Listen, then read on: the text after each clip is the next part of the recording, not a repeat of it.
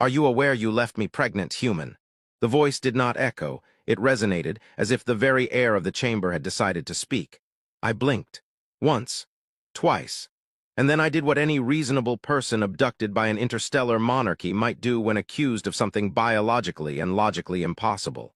I'm sorry, what? A ripple moved through the chamber.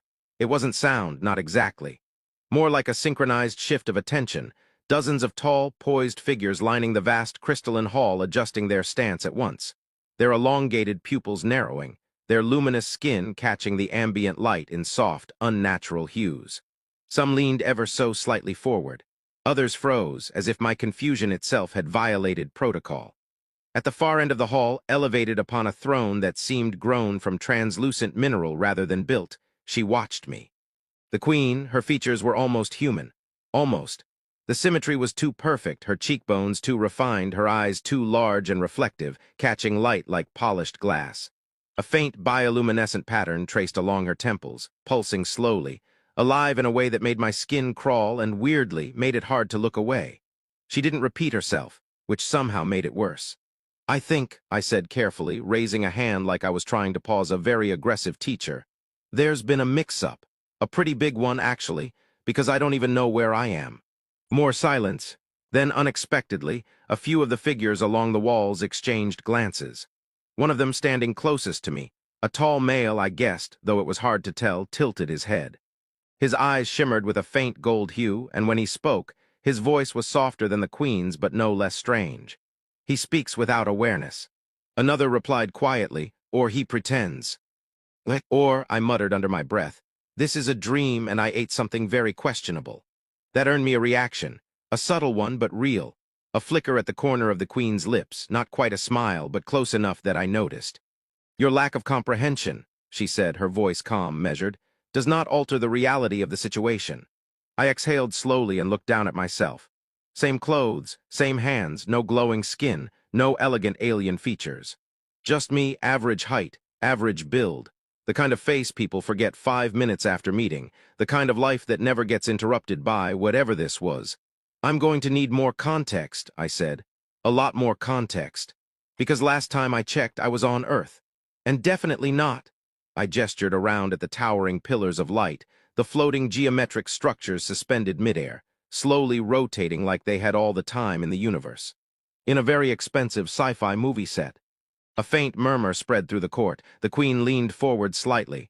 You were on Earth, she said. Yes. The way she said it made my stomach tighten, past tense. And now, I asked, you are within the sovereign core of the Aurelian Empire. I let that sit for a second, then nodded slowly. Okay, cool, sure, that clears everything up. Another ripple. This time, unmistakably amusement from somewhere in the chamber. I pointed gently toward her, trying to stay calm, trying to keep my voice from doing that shaky thing it does when reality stops making sense. And just to circle back, I said, you said pregnant. Yes. And you're saying that's because of me. Yes. I rubbed my face. Right, okay, that's statistically very unlikely. It is unprecedented, one of the figures along the side added quietly. Great, I said, even better. The queen stood. The movement was smooth, deliberate, and immediately commanded attention. Every being in the chamber straightened, their focus sharpening like a collective instinct had just been triggered. She descended the steps of her throne slowly. Each step seemed to dim the room slightly, as if the light itself was adjusting to her presence. When she reached the floor, she stopped only a few meters from me. Up close, it was worse. Her eyes, there was something in them. Depth, layers. Not just emotion, but something older, something that made me feel like I was being studied on a level I didn't have words for. You truly do not remember, she said. It wasn't a question. I shook my head. No, I don't. She studied me for a long moment. Then quieter, just enough that the room seemed to lean in to hear. You touched me, she said, and just like that something flickered, a fragment, a sensation, cold, metal beneath my hands. A dim corridor lit by failing lights, and someone not quite human, collapsing into me. I flinched. Wait. The memory slipped away before I could grab it. The queen's gaze sharpened. You begin to recall. I don't know, I said quickly, my pulse picking up. It's like a dream or something I forgot on purpose. A pause, then unexpectedly. You attempted to save me. That hit differently. I blinked. Save you. Yes. The court stirred again, this time not with curiosity, but something closer to disbelief. One of the figures spoke, unable to contain it. A human saving the sovereign. I looked between them. Okay, now I'm confused in a completely different direction. The Queen ignored the interruption. When our vessel was compromised, she continued, you made contact, direct contact. Another flicker, my hand, her skin light. Something passing between us, through us. I staggered slightly. That wasn't real, I whispered. It was, she said. Silence settled again, heavy, final, and then she delivered the part that made everything else feel small. In our species, she said, such contact is not merely physical. I swallowed. What does that mean? Her expression didn't change, but her voice softened just a fraction. It means human. A faint glow pulsed beneath her skin. It binds. The word lingered in the air long after she said it. It binds. I stared at her, waiting for the part where someone would laugh, or explain, or at least clarify what binds actually meant in a situation that was rapidly spiraling out of anything I could categorize as normal. No one did. Instead, the chamber seemed to tighten around me, subtle shifts of posture, the faint glow of their skin intensifying, the low hum of whatever technology kept this place alive growing just a little louder, like it was reacting too. Okay, I said slowly, lifting both hands in surrender. Define binds. The Queen studied me for a moment, as if deciding how much of the truth I was capable of handling without collapsing into a useless heap. Among my people, she began, her voice calm but carrying across the vast hall with ease, our biology is not isolated from our energy. Physical contact, true contact, allows for the exchange of essence. I blinked. Essence, I repeated, yes. Right, of course, that clears it up. A faint flicker of amusement passed through a few of the courtiers again. One of them, tall, slender, with pale silver skin and eyes that seemed almost liquid, stepped forward slightly. Humans rely solely on biochemical reproduction, she said, her tone analytical. They lack the capacity to perceive energetic bonding. It is unsurprising he struggles. Hey, I said, glancing at her. I'm doing great, considering I got teleported into an alien palace and accused of whatever this is. She tilted her head, genuinely curious. Your vocal tone suggests distress, yet you employ humor. Yeah, I said, that's kind of our thing. Another murmur, not mocking, interested. The Queen raised a hand, and the room fell silent again instantly. You made contact with me at the moment of my biological instability, she continued. Our vessel had been compromised, my systems were failing, my body was vulnerable. The word carried weight. I felt that flicker again, stronger this time. Darkness, alarms, a corridor shaking apart, something collapsing against me. I sucked in a breath. You were dying, I said, a pause. Yes. And what grabbed you? You did more than that. I frowned. I remember light, I said slowly. Like something went through me or out of me. I thought I was hallucinating. You were not. The silver-skinned alien from before stepped closer now, her gaze sharp, almost intrusive. No human has ever survived direct Aurelian transfer, she said. Their neural structures are too primitive. Their bodies reject the influx. Wow, I muttered, love the confidence. Her eyes narrowed slightly, and yet you stand. I shrugged weakly. Yeah, I'm starting to think that might be a problem. It is, another voice said. This one came from behind the Queen, a broader figure, his build more solid, his skin carrying a faint golden sheen like polished metal. His eyes were sharper, colder, or an opportunity. I turned toward him. Great, I love those kinds of sentences. He stepped forward, stopping just short of the Queen's side, close enough to show importance, far enough to show respect. This human, he continued, addressing the room more than me, has done what no species in recorded history has achieved. He has bonded with the sovereign. Accidentally, I added. No one acknowledged that. The tension shifted. It wasn't just curiosity anymore. It was calculation. I could feel it in the way their eyes lingered a little longer, the way their posture subtly adjusted, like they were reassessing where I fit in a hierarchy I didn't even understand. The Queen noticed it too, her expression hardened slightly. He is not a subject for exploitation, she said, her voice cutting through the room like a blade. The golden-skinned male inclined his head, but there was something in the gesture, something restrained. Of course, my queen, he said, but the implications cannot be ignored. I'm right here, by the way, I said, very much able to hear the part where I become a situation. That earned me a few glances. One of the guards, taller than the rest, with faintly glowing markings along his jawline, actually let out a quiet sound that might have been a suppressed laugh. I pointed at him. "Thank you. Finally, someone normal." He immediately straightened, his expression snapping back into perfect discipline. "Apologies." "Don't apologize," I said. "You were doing great." The Queen exhaled softly, almost imperceptibly, but I caught it. Then her gaze returned to me. "You feel it," she said. It wasn't a question. I hesitated. "Feel what?" Instead of answering, she stepped closer. Close enough that I could see the faint patterns beneath her skin shifting, like living constellations. And then, something pulled, not physically, deeper. Like a thread tightening somewhere behind my ribs, I gasped, instinctively placing a hand over my chest. What is that?" The entire chamber reacted, not with shock, with recognition. "The bond," the silver-skinned alien whispered. My heart was racing now. "No," I said, shaking my head. "No, no, no, that's not normal." "It is for us," the Queen replied softly. Her voice had changed, less distant, more connected. "When I am near, you will feel it. When I am harmed, you will feel it. When I—" She stopped just for a second, and in that second something passed through her expression. Not authority, not control, something far more complicated. I swallowed. "And the pregnancy part?" I asked, because apparently my brain had decided to circle back to the most insane detail, like it was just another item on a checklist. A few of the aliens shifted again, this time with visible discomfort. The Queen held my gaze. "It progresses," she said. "That is not an explanation. It is all the explanation that exists." I stared at her, then laughed once short, disbelieving. "Okay," I said. "So just to summarize, because I really need to hear this out loud, you're telling me that I accidentally saved an alien queen, bonded with her on some cosmic level, and now, what helped create something that shouldn't even be possible?" "Yes." I let my arms fall to my sides. "Right." Silence, then I nodded slowly. "I'm going to need a minute." "You do not have one?" the golden-skinned male said. Of course I didn't. "Why?" I asked, already not liking the answer. He looked toward the Queen, then back at me. "Because," he said evenly, "the moment this becomes known beyond this chamber, there will be those who will not allow either of you to exist." The room went still, completely still. And for the first time since I arrived, I realized this wasn't just strange, it was dangerous. The first explosion didn't sound like an explosion.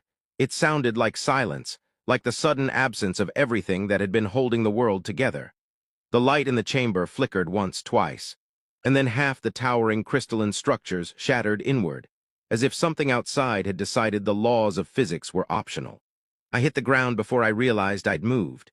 A wave of force rolled through the hall, sending shards of luminous crystal skidding across the floor like falling stars.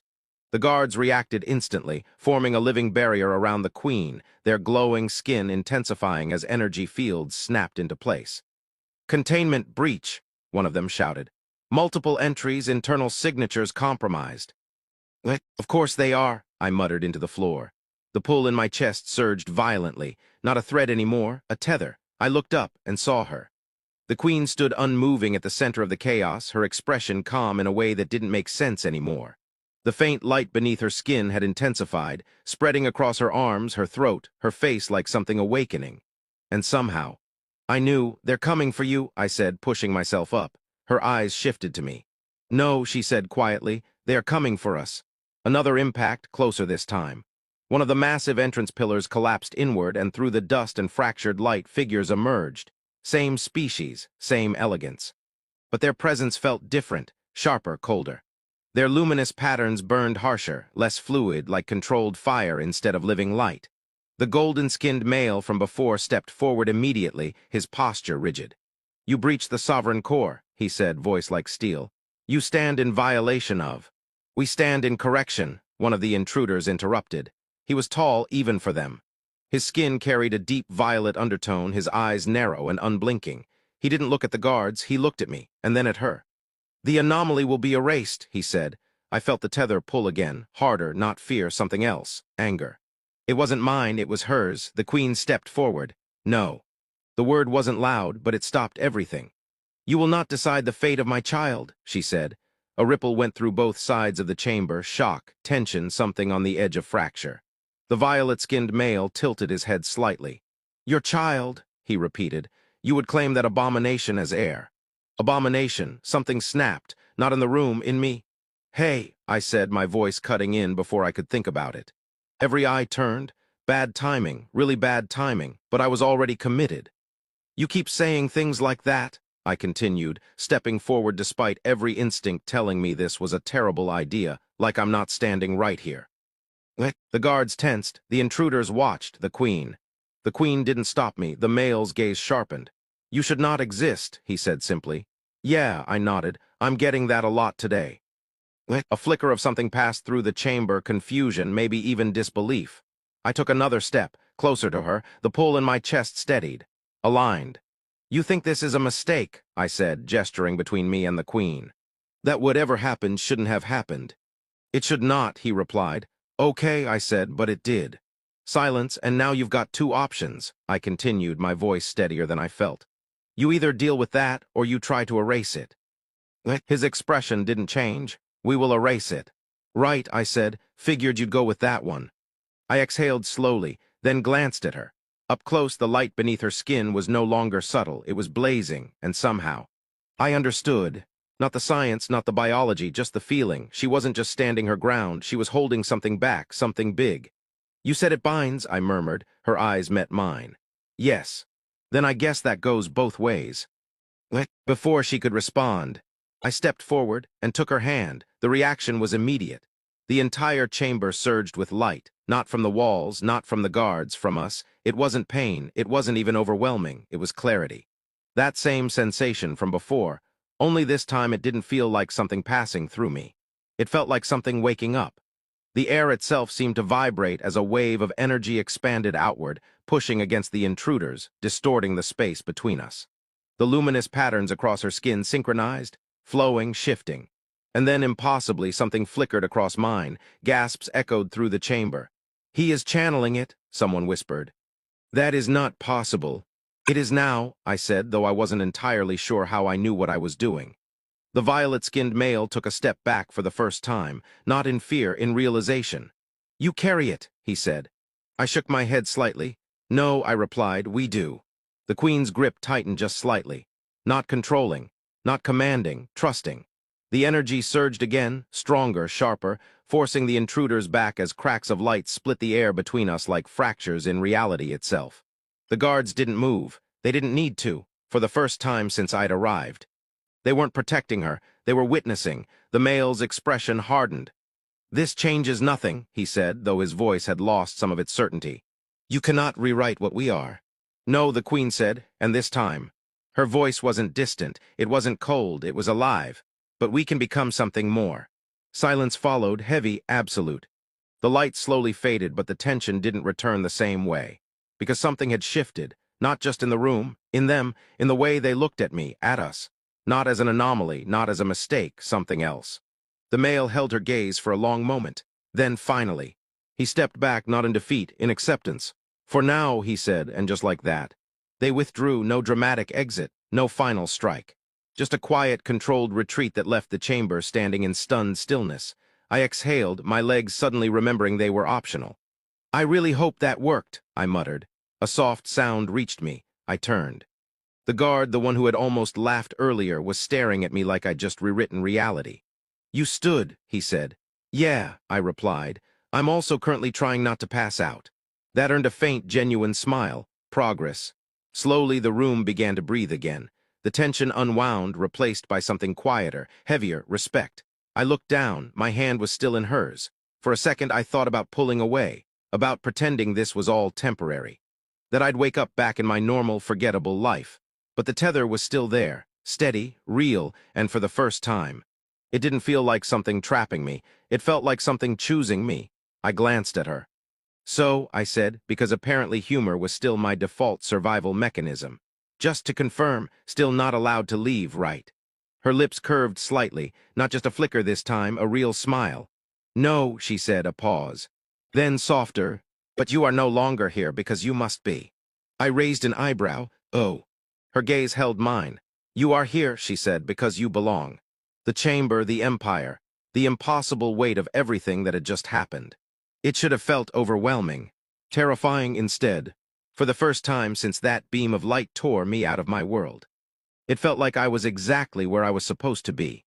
I didn't realize how quiet it had become until I heard my own breathing, Not the artificial hum of alien machinery, not the distant echoes of power or tension, just silence. The kind that comes after something ends, or begins. The shattered pillars still glowed faintly around us, their fractured edges slowly knitting back together as if the palace itself refused to remain broken. The guards had relaxed, not fully, but enough that their rigid formations softened into something more human. Or whatever their version of human was. I was still holding her hand, still standing in a place that, hours ago, didn't even exist in my reality. And somehow, it didn't feel impossible anymore. It felt inevitable. The queen stepped slightly closer, her presence no longer overwhelming but grounding. The light beneath her skin had dimmed into something calmer, steady, like a heartbeat. Like ours had found the same rhythm. Around us, the court watched. But not like before, not with suspicion, not with fear, with recognition. One by one, subtle movements passed through them, heads lowering, hands crossing over chests, a silent acknowledgement that didn't need words. I blinked. "Are they bowing?" I whispered. "Yes," she said softly. I glanced around, a little awkward. "I didn't do anything," I muttered. She looked at me. "You did everything." That didn't feel accurate, but I didn't argue. For once, I didn't feel the need to. I exhaled slowly, letting the weight of everything settle, not as pressure, but as something I could actually carry. "Okay," I said quietly. "So what happens now?" A small pause. Then she turned slightly, her gaze lifting toward the vast, glowing ceiling of the chamber. Beyond it, I imagined stars I'd never seen, worlds I'd never known. "Our empire changes," she said, simple but absolute. "And us?" I asked. Her eyes returned to mine. For a moment there was no throne, no court, no empire, just two beings standing in the aftermath of something neither of them had expected, but both had chosen. "We already have," she replied. The tether in my chest pulsed once, steady, certain, not pulling, not forcing, just there. I let out a quiet breath. Then, almost without thinking, I smiled. "Good," I said, "because I'm starting to think going back to my old life would be kind of boring." That earned me something I hadn't seen before. Not authority, not control, not even curiosity. A soft, genuine laugh. And in that sound, something finally completely settled. The chamber stood, the empire endured, and whatever this was, it wasn't a mistake. It was a beginning that had already found its ending, together.